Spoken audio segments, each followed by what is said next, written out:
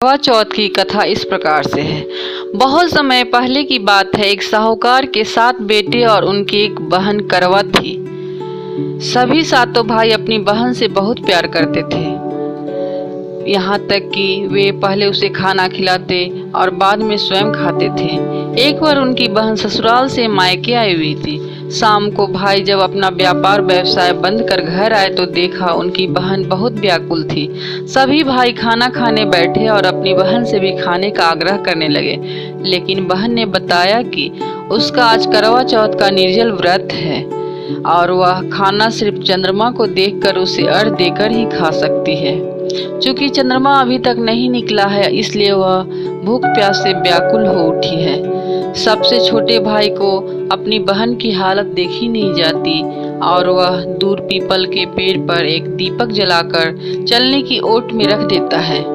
दूर से देखने पर वह ऐसा प्रतीत होता है कि जैसे चतुर्थी का चांद उदित हो रहा हो।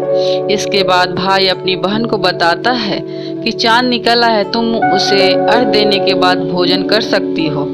बहन खुशी के मारे सीढ़ियों पर चढ़कर चांद को देखती है, उसे अर्घ देकर खाना खाने बैठ जाती है। वह पहला टुकड़ा मुंह में डालती है तो उसे छींक आ जाती है, दूसरा टुकड़ा डालती है तो उसमें बाल निकल आता है और जैसे ही तीसरा टुकड़ा मुंह में डालने की कोशिश करती है तो उसके पति की मृत्यु का समाचार उसे मिलता है। वह बौखला जाती है। उसकी भाभी उसे सच्चाई से अवगत कराती है कि उसके साथ ऐसा क्यों हुआ। करवा चौथ का व्रत गलत तरीके से टूटने के कारण देवता उससे नाराज हो गए हैं और उन्होंने ऐसा किया है। सच्चाई जानने के बाद करवा निश्चय करती है कि वह अपनी पति का अंतिम संस्कार नहीं होने देगी और अपने सतीत्व से उन्हें पुनर्जीवन दिलाकर रहेगी। वह पूरे 1 साल तक अपने पति के शव के पास बैठी रहती है, उसकी देखभाल करती है, उसके ऊपर उंगली वाली सुईनुमा घास को एकत्रित करती जाती है। 1 साल बाद फिर करवा चौथ का दिन आता है।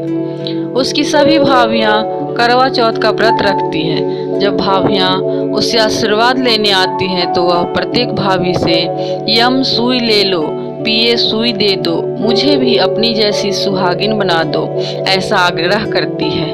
लेकिन हर बार भाभी उसे अगली भाभी से आग्रह करने का कह चली जाती है। इस प्रकार जब 6ठे नंबर की भाभी आती है तो करवा उससे भी यही बात दोहराती है। यह भाभी उसे बताती है कि चूंकि सबसे छोटे भाई की वजह से उसका व्रत टूटा था, अतः उसकी पत्नी में ही शक्ति है कि वह तुम्हारे पति को दोबारा जीवित कर सकती है। इसलिए जब वह आए तो तुम उसे पकड़ लेना और जब तक वह तुम्हारे पति को जिंदा न कर दे उसे नहीं छोड़ना। ऐसा कह के वह चली जाती है। सबसे अंत में छोटी भाभी आती है। करवा उनसे भी सुहागिन बनने का आग्रह करती है, लेकिन वह टाल मटोली करने लगती है। इसे देख करवा उन्हें जोर से पकड़ लेती है और अपने सुहाग को जिंदा करने के लिए कहती है।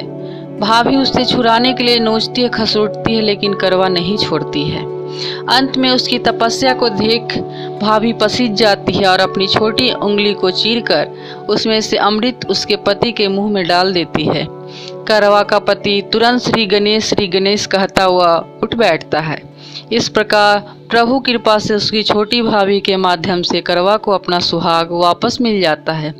हे श्री गणेश माँ गौरी, जिस प्रकार करवा को चिर सुहागन का वरदान आपसे मिला है, वैसा ही सब सुहागनों को मिले।